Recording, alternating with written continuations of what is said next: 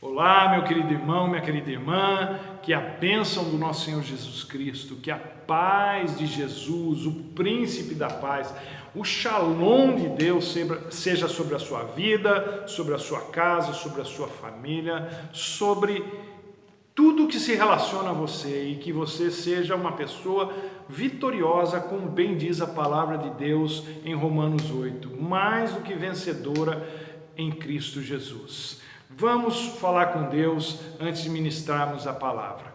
Pai amado, Deus bendito, nós te glorificamos porque o Senhor é bom e a sua misericórdia dura para sempre, como diz o Salmo.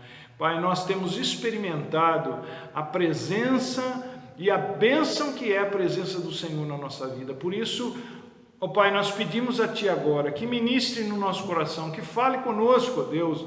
Nós precisamos ouvir a voz do Teu Espírito, ó Deus, sussurrando em nossos corações, ó Deus, o perdão, a graça, a misericórdia, a bondade do Senhor para conosco. Em nome de Jesus, ó Deus, nós pedimos que o Senhor abra o nosso entendimento e nós possamos experimentar a boa, perfeita e agradável vontade e palavra do Senhor para as nossas vidas hoje. Em nome de Jesus. Amém. E o texto sobre o qual nós vamos ler hoje se encontra na primeira carta de João, no capítulo 3.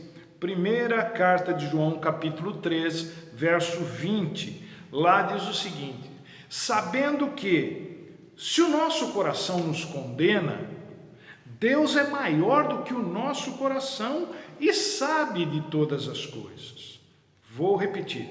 Sabendo que, se o nosso coração, a nossa alma nos condena, Deus é maior do que o nosso coração, Deus é maior do que a nossa alma. E Ele sabe de todas as coisas. Olha, gente,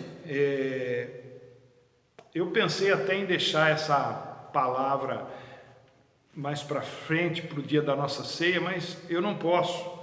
Há coisas que não podem ser deixadas para depois, porque o depois pode não chegar para quem precisa ouvi-la agora. Para quem precisa ouvir essa palavra agora. E você pode ser uma dessas pessoas. Então, eu quero ministrar ao seu coração essa palavra com muito temor no Senhor. Todo mundo tem seus arrependimentos. Todo mundo já disse, ou já fez, ou já pensou algo que não deveria, algo que se provou ser errado moralmente, que se provou ser errado biblicamente, ou então você pode ter feito a coisa ao contrário, deixou de fazer o que deveria ter feito, deixou de dizer o que precisava ser dito, e até mesmo deixou de pensar o que deveria ter pensado. Agora, o alcance do arrependimento vai muito além daquilo que já aconteceu, porque há coisas que simplesmente são intermitentes na vida da gente. Quer dizer, acontece hoje, deixa de acontecer amanhã, depois acontece de novo, depois deixa de acontecer e assim vai. E tem coisas que são contínuas, tem gente que não consegue se livrar nunca dessas coisas. Até mesmo na vida dos crentes, infelizmente, a gente tem que admitir que essas coisas acontecem. A salvação, ela zera a nossa conta com Deus, mas nós somos amantes das dívidas. O ser humano gosta de carnê. Tão logo se paga uma dívida, ou nem bem ainda acabou de pagar uma dívida, já está contraindo outra. E isso sem medo de ser feliz. E é lógico que o nosso assunto aqui não é sobre esse tipo de dívida financeira, né? O que eu quero dizer é o seguinte, que Deus nos perdoa e a gente vai lá e comete outro pecado, logo em seguida, como se isso fosse a coisa mais natural do mundo, mais comum do mundo. Pode ser até comum, mas não é normal. E quais são os desdobramentos? Acaba que esse passado nosso, seja ele recente ou antigo, tanto faz, ele acaba pesando muito na vida da gente. E eu estou falando aqui com gente que tem Jesus no coração, gente que tem Deus na vida. Não é? Isso mexe muito. O passado ele tem 3 características terríveis que a gente não tem como escapar no que diz respeito àquilo que pesa na nossa consciência. Não é? Quando pesa na consciência, o passado ele tem características terríveis. Essas 3 são: primeiro, que não dá para você ignorar o que aconteceu. Não dá para esquecer o que aconteceu. E a pior característica do passado, quando é algo ruim, é que a gente não pode mudar o que aconteceu.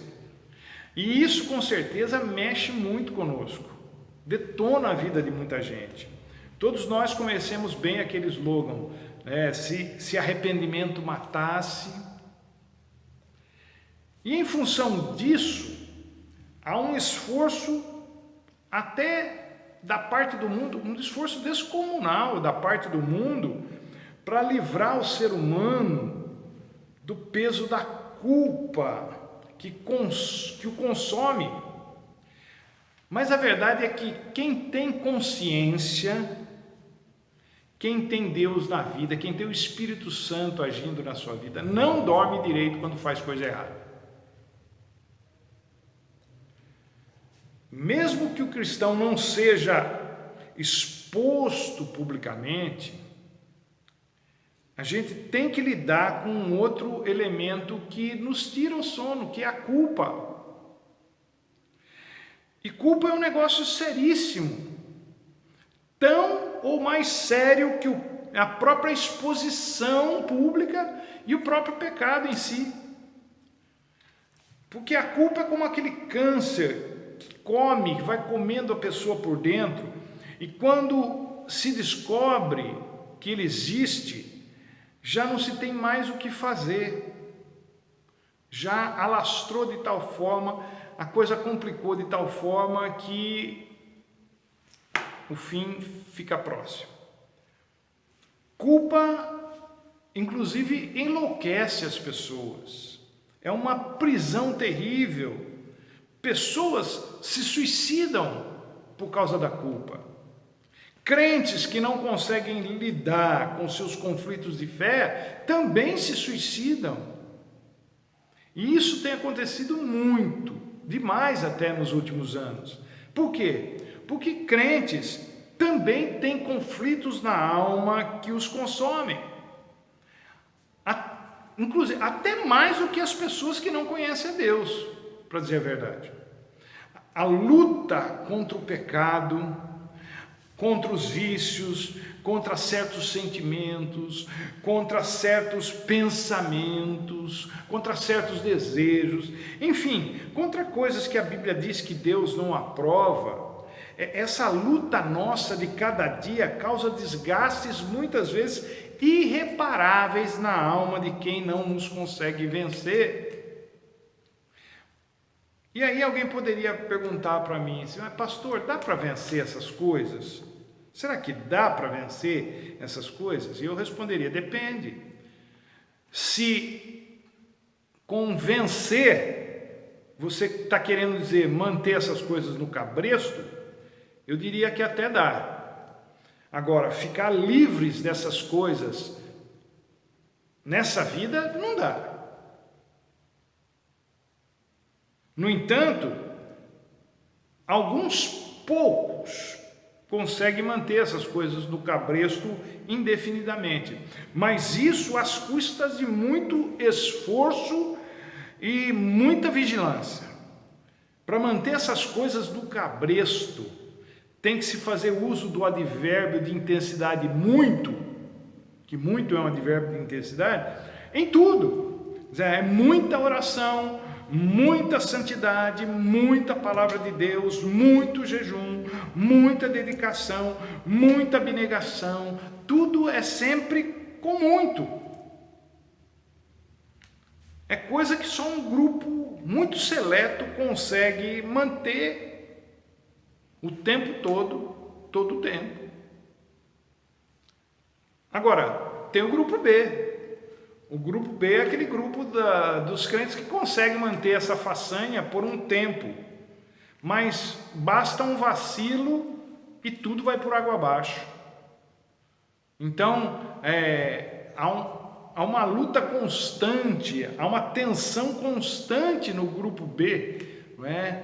De não deixar cair a peteca. Mas isso é muito estressante, para dizer a verdade.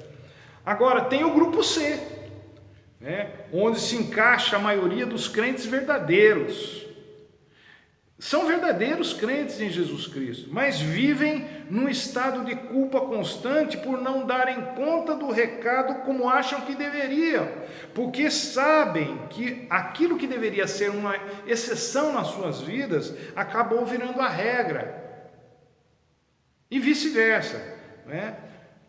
O pecado que deveria ser uma exceção na vida do crente virou uma regra. E a santidade que deveria ser a regra virou exceção. Essa é a nossa realidade espiritual e, gente, contra fatos não há argumentos. Não adianta querer discutir. Estamos mal das pernas. Do ponto de vista humano, estamos mal das pernas no que diz respeito à santidade. Agora, é possível viver desse jeito? A gente dá conta de viver assim? É possível ser salvo e não viver em santidade? É possível ser salvo e depois deixar de ser santo, ainda sendo salvo, uma vez que no ato da salvação somos ou fomos santificados? Eu quero que você entenda o seguinte: o propósito dessa nossa palavra de hoje não é um debate teológico, eu não estou defendendo linha teológica alguma, não é esse o meu propósito, até porque eu não sou teólogo. Quando alguém me pergunta o que eu sou então, já que você não é teólogo, eu costumo responder parafraseando o saudoso compositor e cantor Belchior. Eu digo assim: eu sou apenas um pastor latino-americano, sem dinheiro no banco, sem parentes importantes, e não só vindo do interior, como também vivendo, morando no interior. E como tal, eu tenho constatado esse dilema muito presente, não só na minha vida em alguns momentos, como na vida dos crentes com quem eu convivo, na minha comunidade e outras que eu conheço. Nós estamos vivendo debaixo de muita pressão e opressão. Esses dias eu fiz uma coisa muito insana. Eu estava fazendo arroz para os meus cães na panela de pressão. E eu estava com pressa, porque tinha dado o horário deles comerem, e eles não queriam explicação, não. Eles queriam comer. E quando dá horário, para quem está condicionado, não tem jeito. Começa aquele auê. Iguaizinhos a gente. Então, deu horário, eu quero. Aí, deu o tempo do cozimento na panela de pressão e eu desliguei o fogo. Mas, então começou aquele processo de descompressão, do ar sair pela válvula, mas eu queria que a coisa andasse mais depressa, porque eu queria dar comida logo para os cães. Então, a figura aqui, o inteligente aqui, e vocês sabem que o apressado come cru, eu não esperei a pressão toda sair. Quando ela diminuiu um pouquinho, eu achei que podia abrir a panela de pressão e fui lá e tentei abrir a tampa, que graças a Deus deu uma travada. Mas no momento que eu mexi na tampa, que eu dei aquela viradinha, não era a panela de pressão comum, que eu gosto mais do que a panela elétrica. No momento em que eu mexi a tampa da panela de pressão, começou a vazar aquele vapor para tudo quanto é lado, um barulho, saindo pelas bordas da panela e eu pensei que ia explodir a panela. Eu saí vazado da cozinha pedindo misericórdia para Deus. Se aquela tampa explode, ia ser um estrago. Mas não deu em nada. O vapor acabou saindo e parou tudo. De boa. Só que a vida da gente está assim. Estamos abrindo a tampa com a pressão ainda a 1000, prestes a explodir, com todos os indícios de que vai explodir. Evidentemente, eu com certeza não vou mais cometer o desatino de querer abrir a panela de pressão antes dela sossegar completamente. Infelizmente, esse princípio, eu confesso a vocês, eu não consigo aplicar muito na vida. Na vida a gente faz isso constantemente. E como é que será que Deus lida com essa nossa instabilidade? Será que Ele faz que nem eu fiz quando vi o vapor saindo para tudo quanto é lado e vazei dali? Certamente que não. Ao contrário de mim, Deus não pode ser atingido por nada, muito menos pelos nossos vapores, pelos nossos desatinos, pelos nossos pecados. E essa semana,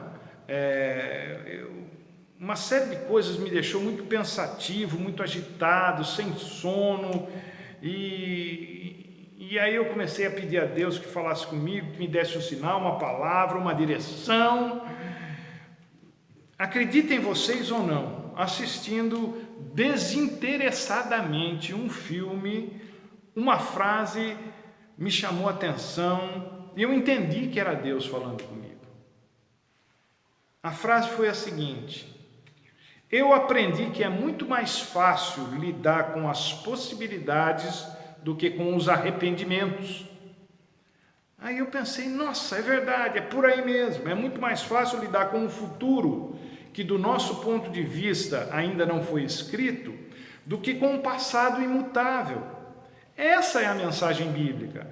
Eu não posso passar o resto da vida vivendo em estado de luto por causa das coisas erradas que fiz, que pensei, que desejei, que disse, coisas que inclusive bateram de frente com a palavra de Deus. Luto é algo importantíssimo, precisa existir, mas superá-lo é mais importante ainda. Arrependimento é fundamental na vida de qualquer pessoa, principalmente do cristão, mas superação e mudança são mais importantes ainda.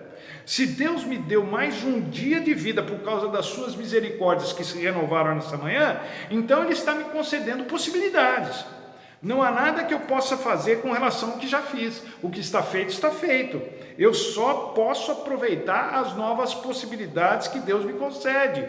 Evidentemente haverá restrições, obviamente haverá consequências, mas a gente tem que seguir em frente. O nosso pecado não pode e nem deve ser a palavra final em nossas vidas. Os nossos erros de caráter, de julgamento, de conduta não podem e não precisam ser a palavra final em nossas vidas.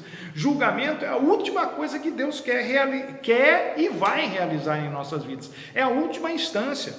É por isso que Ele nos concede tantas e tantas oportunidades, a cada manhã uma nova possibilidade. E o que Deus quer com isso? O que Deus espera de nós com essas possibilidades todas? Primeira coisa, que a gente abrace a sua palavra, né? Os conselhos que Ele dá, as revelações que Ele nos faz na sua palavra, para vencermos o que vier pela frente e superarmos o que ficou no passado. Por quê? Porque no que diz respeito a Deus, a nossa vitória não está em questão, gente. Isso é ponto pacífico. Nós somos, quem tem Jesus no seu coração, nós somos mais do que vencedores em Cristo Jesus. E ponto final. Está escrito, é a palavra de Deus. Vitória não é uma esperança para quem está em Cristo Jesus. Não é algo que pode acontecer, é fato consumado. A nossa vitória não está em discussão, ela já aconteceu na cruz do Calvário. A gente só precisa aprender como usá-la ao nosso favor. É como se Deus tivesse colocado a bola para nós na frente do gol.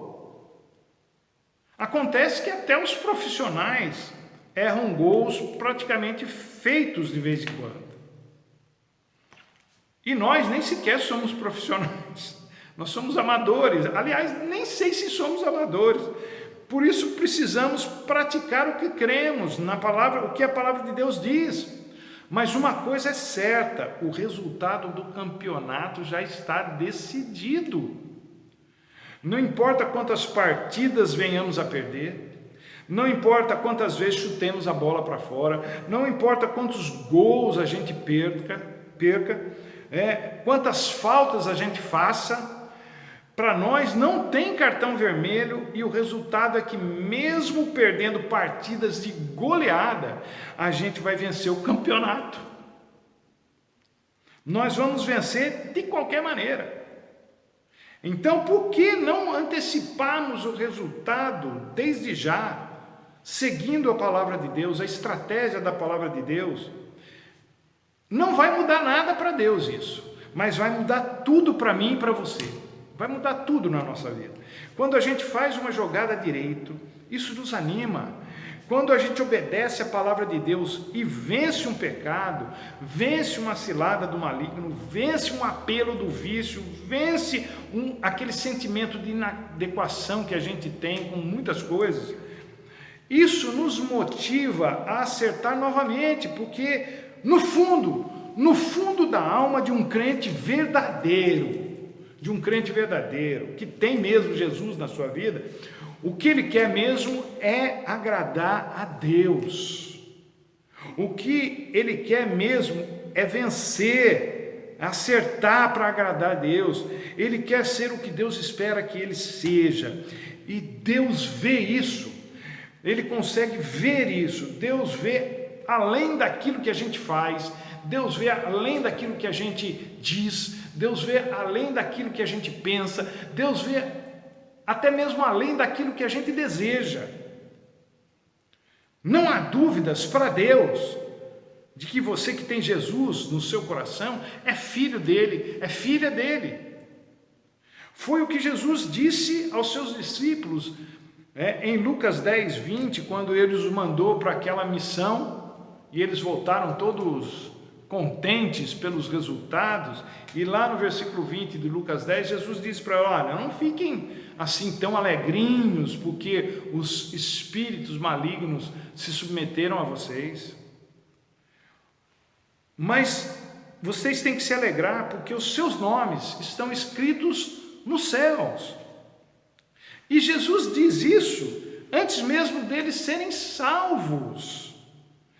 Jesus já sabia que o nome deles já estavam escritos nos céus, coisa que eles ainda não sabiam. Então você me diz: eu não sou perfeito, eu não sou perfeita. Eu também não. Aliás, estou muito longe disso. Mas uma certeza eu tenho: eu sou um vencedor porque o meu nome está escrito nos céus. E ninguém pode tirar isso de mim. É uma convicção, é fé. Uma segunda e última coisa que eu quero comentar com vocês aqui é que Deus espera de nós. Ele espera atitudes que façam diferença na vida da gente. Se tem uma coisa que todo ser vivo, não só ser humano, mas todo ser vivo gosta, anseia, deseja, é ter liberdade. Mesmo que o nosso conceito de liberdade seja um tanto confuso, um tanto obscuro, a gente anseia muito por uma tal liberdade que a gente nem bem sabe o que é e nem no que implica, né? Embora a gente não saiba definir isso muito bem, de prisão a gente entende muito. Ser prisioneiro de uma situação, de uma doença, de um relacionamento doentio, de sentimentos doentios, coisas desse tipo a gente entende bem. Acontece que nós não podemos ser livres e prisioneiros ao mesmo tempo. Essas coisas não combinam. Principalmente a gente ser livre, vencedor e continuarmos presos dessas fortalezas, dessas prisões emocionais. Alguns crentes diferem dos outros justamente por causa disso. Há os que são livres e acreditam nisso e creem nisso, eles acordam e dizem: bom dia, que dia maravilhoso, é o dia que o Senhor fez, eu vou me alegrar nele. Mas o crente que é prisioneiro, que está prisioneiro numa fortaleza emocional, ele diz: mais um dia que eu tenho que lidar com esse problema, mais um dia que eu tenho que lidar com esse sentimento, com essa coisa toda. Então, enquanto os livres veem a vida com bons olhos, os escravos veem a vida como uma luta pela sobrevivência. Quem é prisioneiro de alguma fortaleza emocional sabe muito bem do que eu estou falando. Isso acarreta desesperança, desânimo, medo, preocupação. Ser prisioneiro da culpa, por exemplo, é mais do que ter apenas um dia ou uma semana ruim. A culpa vai ditando, ela domina os pensamentos da pessoa, as escolhas da pessoa, domina a própria vida da pessoa. E com certeza Deus não quer isso para a vida de ninguém, principalmente para a vida dos seus filhos e de suas filhas. Deus não quer isso para a sua vida. Jesus disse que Ele tinha vindo para que nós tivéssemos vida e vida em abundância. O fato de muitos crentes não desfrutarem disso é sinal de que estão prisioneiros de alguma fortaleza emocional, e a culpa é uma delas. A boa notícia é a seguinte: ela começa com uma má notícia, né? Assim como nós não precisamos nos sentir culpados para sermos culpados pelo pecado, até mesmo aquela pessoa que não conhece Deus fala assim: não tem por que me arrepender. Não importa se ele sente que é culpado ou não, ele é. Ele tem um problema genético, herdado de Adão, que é o pecado, e não tem, a pessoa mesmo não se sentindo pecadora, ela é. Não importa se você sente ou não. Então, esse é o lado ruim da moeda. Mas a boa notícia é que assim como a gente não precisa se sentir culpado para ser culpado pelo pecado, nós também não precisamos necessariamente nos sentirmos perdoados por Deus para estarmos perdoados. Não tem a ver com sentimento. E eu quero fechar esse assunto, essa palavra, com a ferramenta que Deus nos deu para crermos nisso que eu acabei de falar, que é a fé. Culpa é algo terrível, que aprisiona a pessoa de tal forma que ela morre aos poucos, mas em contrapartida, o perdão de Deus é algo maravilhoso, libertador, e você precisa acreditar nisso. Você precisa se apropriar do perdão de Deus para ser livre de verdade, porque no fim, meus queridos, minhas queridas, tudo se resume em crer na palavra de Deus, ou não, ou a gente crê ou a gente não crê. E ela diz que se nós conhecêssemos a verdade nos libertaria. Evidentemente que verdade que a Bíblia fala não é um conceito, trata-se da pessoa de Jesus Cristo, não é? E conhecereis Jesus Cristo e Ele vos libertará. Portanto, quem vier a conhecer Jesus Cristo como seu Senhor e Salvador, será liberto por Ele, será sempre perdoado por Ele toda vez que for até Ele. Simples assim. Não há nada que Jesus não possa fazer para nos libertar dessas fortalezas emocionais que querem nos aprisionar e nos impedir de sermos livres para a glória de Deus, porque Deus é maior do que o nosso coração e sabe todas as coisas. E agora não há mais condenação para os que estão em Cristo Jesus, diz Paulo em Romanos 8:1. E o salmista, no Salmo 37, verso 5, diz o seguinte: entrega o teu caminho ao Senhor, confia nele, e o mais ele fará. Portanto, meu querido, minha querida, você que tem Jesus no coração, seja livre, sinta-se livre, sinta-se perdoado por Deus, sinta-se perdoada por Deus, sinta-se abraçado, abraçada por Deus. Viva na liberdade que Cristo nos concedeu pelo seu sangue. Você não precisa mais viver com essa culpa remoendo o seu coração. Vá até Deus em nome de Jesus e o peso da culpa vai ser tirado dos seus ombros. Eu creio nisso. Deus nos salvou para que nós tivéssemos uma vida abundante. Isso é fantástico, é maravilhoso. Deus não quer que você sofra, Deus quer que você viva de bem com a vida, de bem consigo mesmo, de bem com Ele, de bem com os outros. Deus te abençoe, meu querido, minha querida, e até a próxima, se Ele assim nos permitir.